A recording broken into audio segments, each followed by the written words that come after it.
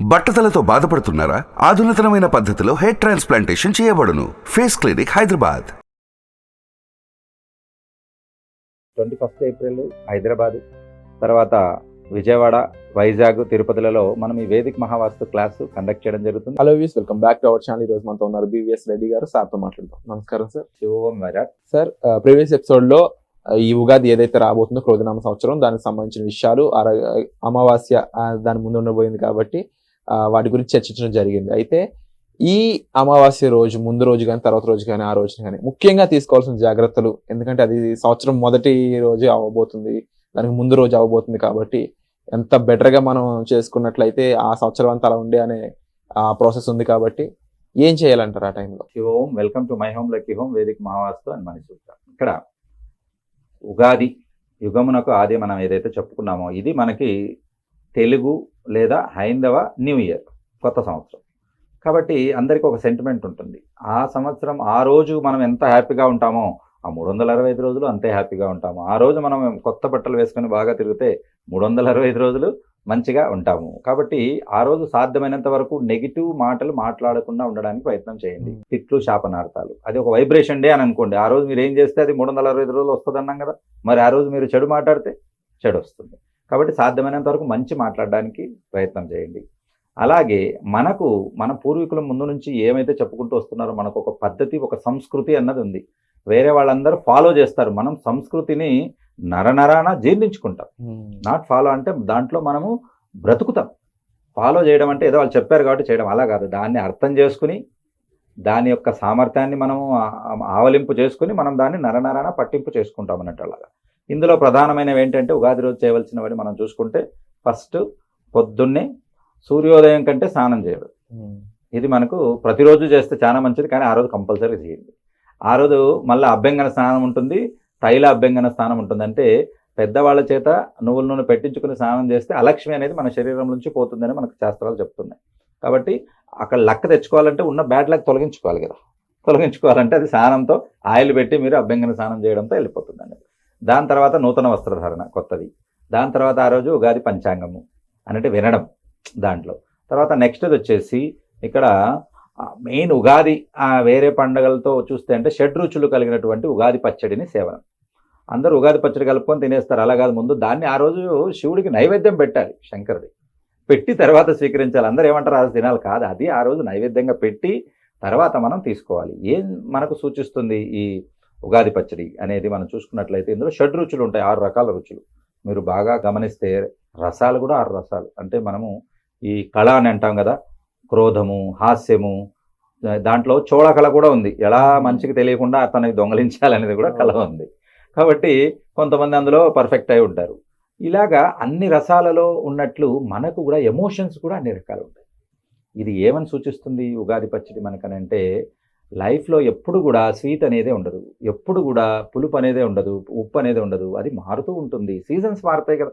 ఎండ ఉన్నప్పుడు ఇది ఉండదు, చలి ఉన్నప్పుడు ఇది ఉంటుంది. చలికాలం, ఎండాకాలం, వానాకాలం, ఆకు రాలే కాలం, ఈ ఋతువులు మారినట్లు కొన్ని ఎమోషన్స్ మారినప్పుడు మనం అన్నిటినీ యావరేజ్గా బ్యాలెన్స్ చేసుకుని హార్మోనీ చేసుకోవాలి లైఫ్ అని మనకు సూచిస్తుంది. అంటే వీటన్నిటిని కూడా మనం సేమ్ లెవెల్లో యాక్సెప్ట్ చేయాలి. సంతోషం కలిగినప్పుడు, మంచి జరిగినప్పుడు హ్యాపీగా చేసుకోవడం, లేకపోతే ఏదైనా నెగిటివ్గా అనిపించినప్పుడు డిప్రెస్ అయిపోవడం, ఇలా అని కాదు. అన్నిటినీ ఓకే, ఈరోజు కరిగిపోతుంది, మళ్ళీ రేపు ఉదయం మళ్ళీ సన్ రైజ్ అవుతుంది, ఆ రోజు మళ్ళీ మనకు మంచి జరుగుతుంది. ఇలాగా మనకు మంచి భావన అనేది కలగజేయడానికి ఇది ఉగాది పచ్చడి అనేది చాలా ఇది ఉంటుంది. అలాగే ఆ రోజు పెద్దవాళ్ళ ఆశీర్వాదం తీసుకోవడము, అలాగే పితృదేవతలు అని అంటే వాళ్ళు ఉన్న సమాధులు కానీ వాళ్ళ దగ్గర ఇది ఉన్న కానీ వాళ్ళను మనం మననం చేసుకోవడము. ఎందుకు మీరు ఈరోజు ఈ పొజిషన్లో ఉన్నారని అంటే దానికి కారణం తల్లిదండ్రులు, వాళ్లకు కారణం తల్లిదండ్రులు. అలాగే మనం కనీసం 3 జనరేషన్ గుర్తుపెట్టుకోవాలంటే, కనీసం జనాలకైతే ఇప్పుడు వాళ్ళ తల్లిదండ్రులు తప్ప వాళ్ళ 4 ఫాదర్స్ పేర్లు కూడా తెలియదు. కాబట్టి ఇది చాలా తప్పు అన్నట్టు. మనకి గ్రాటిట్యూడ్ ఉంటేనే ఈ పితృదోషాలు అనేవి ఉండవు. అందుకోసం జనాలు ఏకంగా ఇప్పుడు వాళ్ళ పేర్లే తల్లిదండ్రుల పేర్లు పెట్టుకోవడానికి కూడా ఇష్టపడట్లేదు, ఇంత ఇబ్బందిగా ఉంది. సో ఈ రకంగా మనం వాళ్ళ ఆశీర్వాదం తీసుకోవడము అనేది మనం చూసుకోవాలి. అలాగే వీటితో ఇంట్లో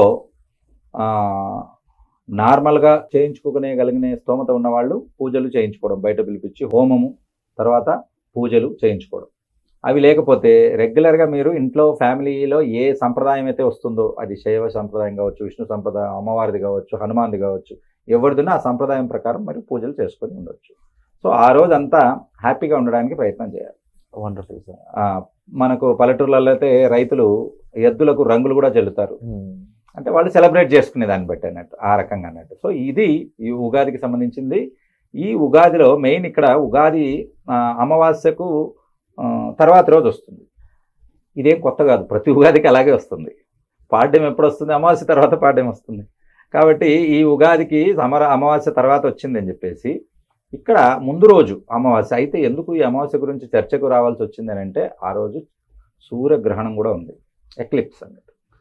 చంద్రగ్రహణం కంటే సూర్యగ్రహణం చాలా ఎక్కువ పవర్ఫుల్. ఎందుకనంటే సూర్యుడు భూమికి సూర్యుడికి మధ్యలో చంద్రుడు వస్తాడు. మనకు చంద్రుడు వెలుగు అనేది లేకుండా ఉంటుంది, చంద్రుడు మనకు అడ్డంగా ఉన్నప్పుడు.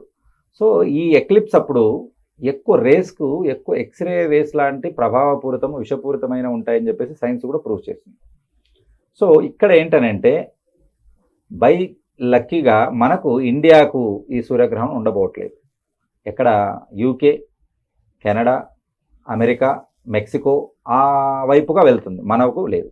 ఎప్పుడైతే సూర్యగ్రహణం లేదో పట్టు విడుపు ఉండదు, శౌచము అనేది ఉండదు అని అంటే అప్పుడు చేయవలసిన పద్ధతులు కొన్ని ఉంటాయి. దర్భ పెట్టడం, ఇండ్లు క్లీన్ చేసుకోవడం, ఉప్పుతో క్లీన్ చేయడం, ఇలాంటివి అవేమీ అవసరం లేదు.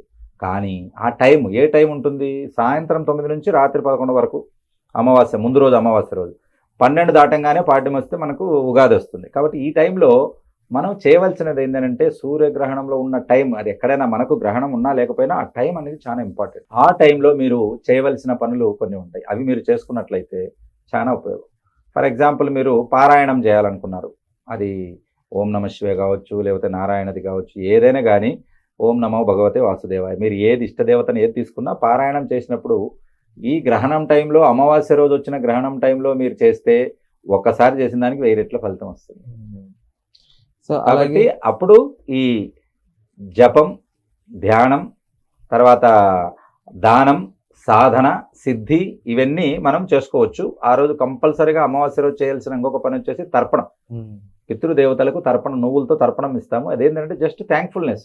ఏంటి అని అంటే మనము మన పూర్వీకులను గుర్తుపెట్టుకున్నాం అనుకోండి, మన పిల్లవాళ్ళు మనం చూస్తుంటారు ఏం చేస్తున్నాం అనేది, కాబట్టి మనకి ఇస్తాడు తర్పణ, రేపొద్దున గుర్తుపెట్టుకుంటారు. లేకపోతే మీరు మీ తల్లిదండ్రులు తీసుకెళ్ళి వృద్ధాశ్రమంలో వేస్తున్నారు, పిల్లవాడు చూసి రెడీగా ఉంటాడు, ఎందుకు మిమ్మల్ని తీసుకెళ్ళి వృద్ధాశ్రమం లేయడానికి, ఎందుకు మీరు మీ తల్లిదండ్రులకు ఏది చేశారో మీకు అదే దొరుకుతుంది కదా. కాబట్టి మనం గ్రాటిట్యూడ్ ఉండాలి, అది ప్రకృతికి కానీ, తల్లిదండ్రులకు కానీ, ఫ్రెండ్స్కి కానీ, గురువులకు కానీ, ఎవరైనా కృతజ్ఞత లేని వాడిని ప్రకృతి కూడా క్షమించదంట. కాబట్టి ఇవి కంపల్సరీ. ప్లస్ అదే రోజు అమావాస్య రోజు చేయవలసిన ఇంకొక ముఖ్యమైన విధి ఏంటనంటే, ఇక్కడ కూష్మాండ బలి అని అంటే గుమ్మడికాయను కొడుతూ ఉంటారు, మీరు చూసారు, దిష్టి తీసేసి కొడుతూ ఉంటారు. ఇది కూడా చాలా మంచి విషయం అన్నట్టు. ఆ రోజు అక్కడ ఉన్నటువంటి నెగిటివ్ ఎనర్జీని మనం తీయడానికి ఉపయోగపడుతుంది. అండ్ ముఖ్యంగా ఈ వీటి వెనుకున్న ముఖ్య ఉద్దేశం మాకు చెప్పినందుకు thank you so much sir. ఎందుకు అంటే కొంతమంది వీటిని మూఢనమ్మకాలుగా తీసుకెళ్ళిపోతున్నారు, కొంతమంది వీటికి అర్థం లేకుండా జస్ట్ డబ్బుల కోసం తీసుకెళ్ళిపోతూ ఉన్నారు. అలాంటి టైంలో మీరు దీనికి సంబంధించిన విషయాల్ని, ఆ విషయ జ్ఞానాన్ని మాతో పంచుకున్నందుకు thank you so much. And at the same time ఇక రాబోతున్న వర్క్షాప్ ఏదైతే ఉందో 21 ఏప్రిల్ హైదరాబాద్లోను, అలాగే ముఖ్యంగా అది ఆన్లైన్ ఆఫ్లైన్ పరంగా జరుగుతుంది కదా, ఇందులో కేవలం వాస్తు మాత్రమే కాకుండా ఇంకా ఎన్నో విషయాలు చెప్తున్నారని తెలిసింది, వాటి గురించి చెప్తారు. Money attraction, debit management, business ideas. Corona వచ్చాక మనకు నేర్పించింది ఏంటంటే సెకండ్ ఆల్టర్నేట్ ఇన్కమ్ కంపల్సరీ ఉండాలి. ప్లస్ డబ్బు సంపాదిస్తే సరిపోదు, సంపాదనను సంపదలా మార్చుకోవాలి. అవును, అంటే కొంత వరకు మాత్రమే మనం డబ్బు సంపాదించాలి, కొంత టైం తర్వాత మనము రెస్టింగ్లోకి వెళ్తే డబ్బు మన కోసం పనిచేయాలి. డబ్బు సంపాదించాలి. కాబట్టి మీరు మూలధనాన్ని రెడీ చేసుకుని ఆ మూలధనాన్ని మంచి పెట్టుబడి పెట్టుకుని దాని నుంచి తీసుకోవాలి. చాలా మందికి ఆ విషయం తెలియక ఉన్నదంతా తినేస్తూ ఉంటారు, తర్వాత అదే కష్టపడుతూనే ఉంటారు. 60 ఏళ్ళు 70 ఏళ్ళు వచ్చినా కూడా, అంటే శరీరం సహకరించకపోయినా కష్టపడాల్సి వస్తుంది. అటువంటి రాకూడదా ఉండాలంటే మీకు మనీ మేనేజ్మెంట్ ఫస్ట్ తెలియాలి. ఇట్స్ జస్ట్ ఏ గేమ్ కొన్ని రూల్స్ ఉంటాయి, ఆ రూల్స్ ప్రకారం ఆడితే గెలుస్తారు, అర్థం చేసుకుని ఆడితే. లేకపోతే మీరు ఓడిపోతూనే ఉంటారు, కష్టపడుతూనే ఉంటారు, ఎంత వయసు వచ్చినా డబ్బు కోసం ఇబ్బంది పడుతూనే ఉంటారు. ఆ విషయాలని తెలుసుకోవాలంటే ఈ మనీ మేనేజ్మెంట్ క్లాసు, వేదిక మహావాస్తు క్లాసు మీరు అటెండ్ అవ్వండి. వివరాలకు కింద కనపడిన నంబర్లకు కాల్ చేసి రిజిస్టర్ చేసుకోవచ్చు. హైదరాబాద్, విజయవాడ, విశాఖపట్నం, తిరుపతిలో ఈ క్లాసెస్ ఉండబోతున్నాయి. Thank you so much sir. తప్పకుండా ఈ క్లాస్ వండర్ఫుల్గా సక్సెస్ అవ్వాలని మనస్ఫూర్తిగా కోరుకుంటున్నాను. Thank you so much. So 21 April Hyderabad, తర్వాత విజయవాడ, వైజాగ్, తిరుపతిలలో మనం ఈ వేదిక్ మహావాస్తు క్లాసు కండక్ట్ చేయడం జరుగుతుంది. సుమన్ టీవీలో మీ పర్సనల్ అండ్ బిజినెస్ ప్రమోషన్స్ కోసం కింది నెంబర్కి కాంటాక్ట్ చేయండి.